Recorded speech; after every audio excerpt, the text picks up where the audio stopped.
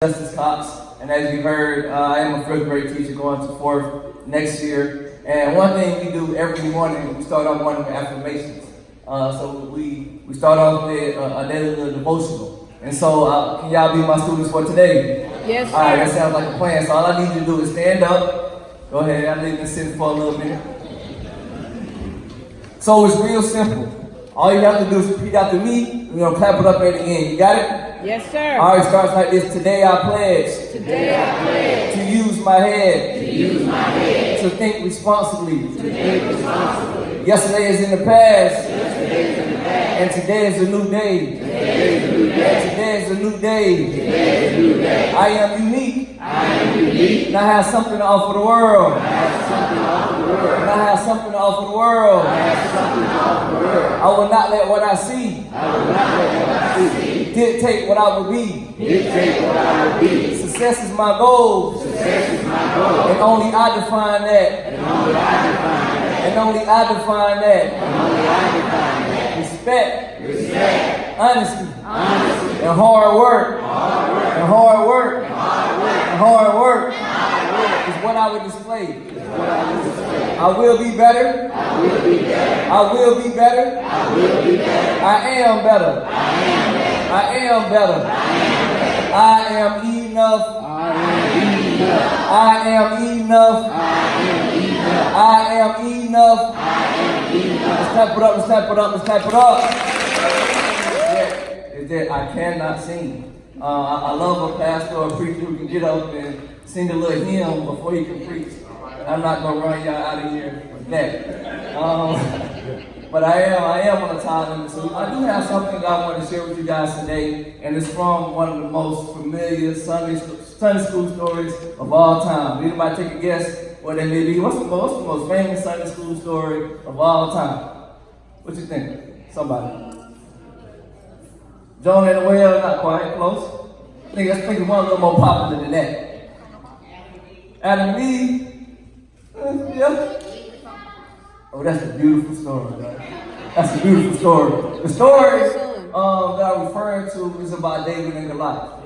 And I feel like the story can preach itself. And I guess the theme of the moral of that story was the little guy taking down the big guy. I know my mother, she loves sports but doesn't have a favorite team. I don't know how it works. But she always looks for the underdog. Yeah. And so the story with David and Goliath growing up, we always looked at it as, the underdog, right? The underdog taking down the Goliath, the big bad bully. And so as I got older, I started to see there was more to that story. And it wasn't just the little man taking down the big guy, but also looking at the character of David. And so that's what we're going to talk a little bit more about today, is the character of David. If you know anything about the story, David was referred to as a man after God's own what? Heart, right? And that's what we try to be, right? That's what we tend to be and strive to be like. So I'm going to be reading this morning from 1 Samuel 17,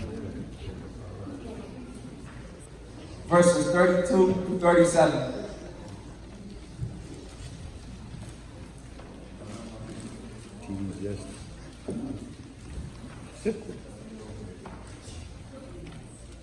First Samuel 17, I give you something. Verse 32 to 37.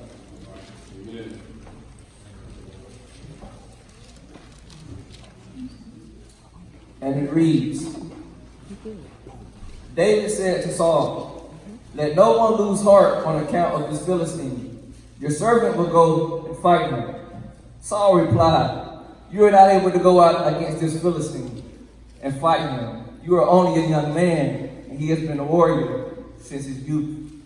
But David said to Saul, your servant has been keeping his father's sheep. When a lion or bear came to me, I carried it off a sheep from the flock. I went after it, struck it, and rescued the sheep from its mouth. When it turned on me, I seized it by its hair, struck it, and killed it. Your servant has killed both the lion and the bear. This uncircumcised Philistine would be like one of them, because he has defied the armies of the living God. The Lord who rescued me from the paw of the lion and the paw of the bear will rescue me from the hand of the Philistine. So Saul said to David, go, and the Lord be with you. Amen. So, the 3 points that I want to hit and I'm out your way. The first thing that came to me is that you are enough.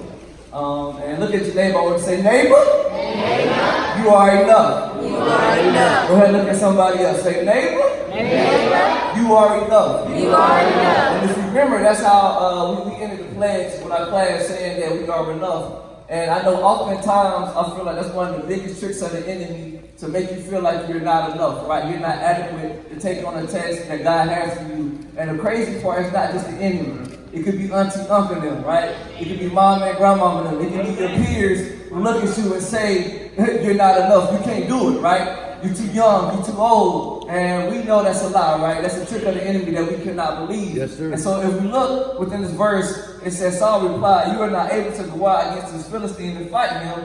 You are only a young man, and he's been a warrior for years. And I know a lot of times we get in positions in our lives and we think, well, maybe because I don't have a degree, or maybe I don't have this amount on my bank account, that I'm not able to do what God has called me to do. And I'm here to tell you real quick that that is a lie, and that is a trick of the enemy that we cannot play into any longer. Amen. And so we know the end of the story. We know David ended up taking the life down, right? We understand that. But it was his belief in himself, and not only himself, but his belief in God, where he understood that this is just like something I've been through before, right? Yes. And so my first point is definitely that you are enough, and that if God can bring you to it, he can see you through it. And I know that's so cliche and things we hear in church all the time, but it's real. Because if God has called you to something, trust me, you think he's just going to let you go? And we always talk about your relationship being like with you and your father, or a parent. Like God is looking at you out of love, and that you are his, right? And that song was beautiful. And I think the praise dancer did a way better job of ministering that message than I probably could. But that we are his, and that he knows our name. And so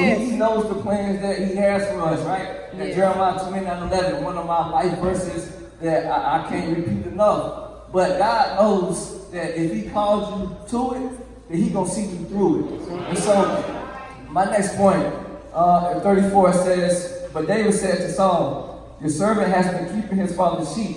When a lion and bear came and carried off the sheep from the flock, I went after it, struck it, and rescued it from the sheep of his mouth. When it turned on me, I seized it by his hair, struck and killed it. Your servant has both killed a lion and a bear. This uncircumcised Philistine will be like one of them. Yes, sir. And my next point, if you take your notes, it'll be oftentimes we run from the very thing that God put in place to prepare us to get to the next level. And so I'm going to say it again. Oftentimes we run from the various things that God uses to prepare us for that next level. And I can attest, because when I was in college, I thought I was going to get by with my charm and my good looks. You know what I'm saying? Appreciate it. All right, thank you for not shooting me down. Anyway, I thought that my charisma was going to take me somewhere. And I thought just because I was good with kids, that I was going to fly through college, right, and become an educator. But it wasn't until one of my teachers set me down, and she was like, Mr. Cox, you good with kids, but it's not going to mean anything if you don't put the work in. And so it's a test called practice that we got to take, and I failed 3 times by 1 point to become an educator. But honestly, I didn't put that work in. I was scared of that work. Even though it was going to prepare me for that next level, right? I didn't want it. I thought just because I was Justus Cox or whatever, that it was going to mean something.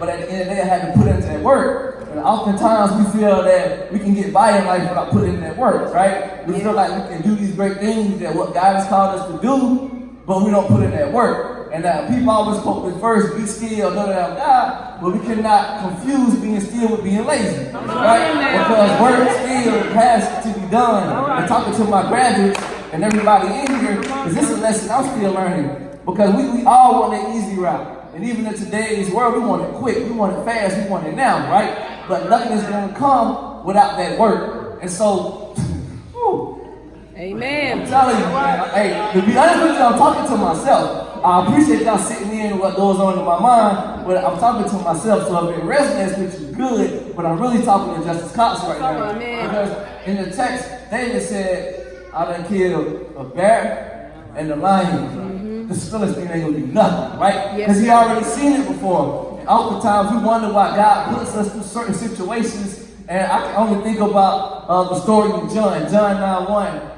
when Jesus healed the blind man, right? And so his disciples asking him, he was like, who sinned? Was it his mother? Was it his father? Like, what did this man do to be born blind? And Jesus said this man was born blind so I could get the glory out of his life. And so looking at my story, thinking about your story, like things that you've been through, only has been because so God can get the glory out of your life. So people can be set free by your testimony. So yes, we understand this natural human. Yes, we question God about things we go through, but ultimately it's so that He can get the glory. And so David understood that. David, he knew that. And so he said, when I face this giant, it's going to be like something I already seen before. You know what I'm saying? Well, since I already seen foreclosure, right? I already seen repossession. I already seen debt. You know what I'm saying? I already seen this. I already seen depression. I already seen rejection. So when I see it again, it's going to be like, I already seen it for what's left. Right? And it's not because of who David was, and David understood that. David knew it was because of the God he served that he was going to take down that giant. A lot of us, we get big head, right? We think it's something that we've done. We think it's something that's some status or whatever that we made this happen. Ultimately, God allowed us to go through it. Or God allowed us to get that spotlight, that shine. But ultimately, David understood that he said that God gets the glory through it all. And last but not least, understanding that, I guess my last point, it'll be when you try to do life without God, you would end up carrying a weight that you was never meant to carry. I'm going to say that again. When you try to do life without God, you would end up carrying a weight that you was never meant to carry. I'm going to say it one more time. When you try to do life without God, you would end up carrying a weight that you was never meant to carry. And I feel like I just said it a couple more times. When you try to do life without God, you would end up carrying a weight that you was never meant to carry. And when I tell you, I can attest to that. I'm a living, breathing witness of trying to carry some things, and we're human. We try to do things with our own power, right? And what we realize real quick, that we don't have no power.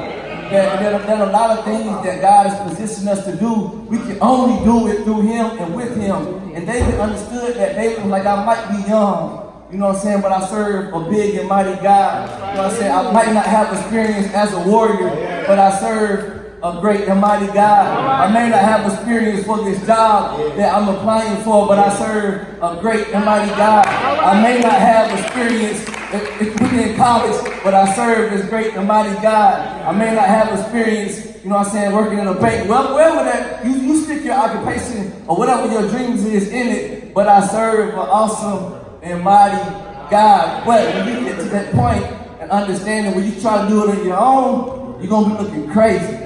You're going to be fighting against things that you was never meant to fight for.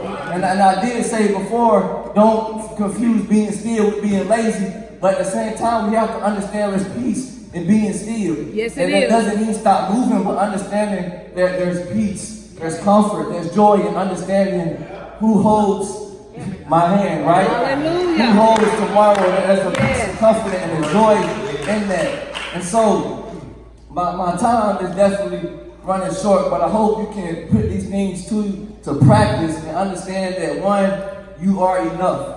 You got to tell yourself again, let yourself remind yourself daily that you are enough. Because the enemy, the biggest thing he can let you do is get up here in your mind and how you're thinking all kind of crazy stuff.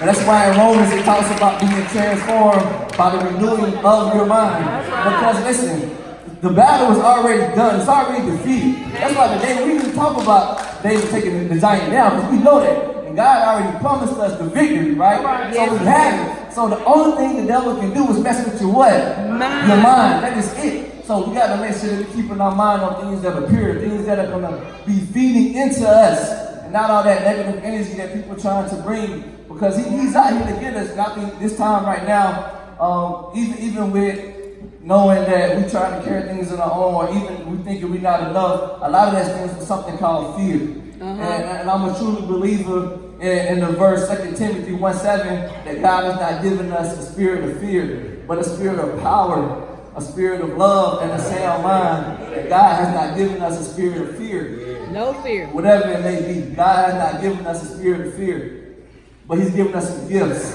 of power. Power to do what? Power to change, right? To change His word. Love. We can't do anything without love. And I ain't talking about just that feeling of love. I'm talking about the 2 Corinthians version of love. That love is patient, love is kind, right? That is not conditional. right? And I love you because you can do this for me. But that real kind of love and a sound mind, we gotta keep it because that's the only thing the devil can attack. Graduates, if we're representing you today, my youth, I want y'all to stand up before I sit down. Y'all can clap for them. We got one more affirmation that we say with our students every morning. And all you gotta do is repeat after me. Life is too short. Life is too short. My destiny is too great. My destiny is too great. My purpose is too important My purpose is too important. to allow people to get me off track. To allow people to get me on track. Life is too short. Life is too short. My destiny is too great. My destiny is too great. My purpose is too important My purpose is too important. to allow myself to get me off track. To allow myself to get me on track. For I know For I know I was born I was for such a time as this. Hallelujah. Thank you. Thank you, Lord.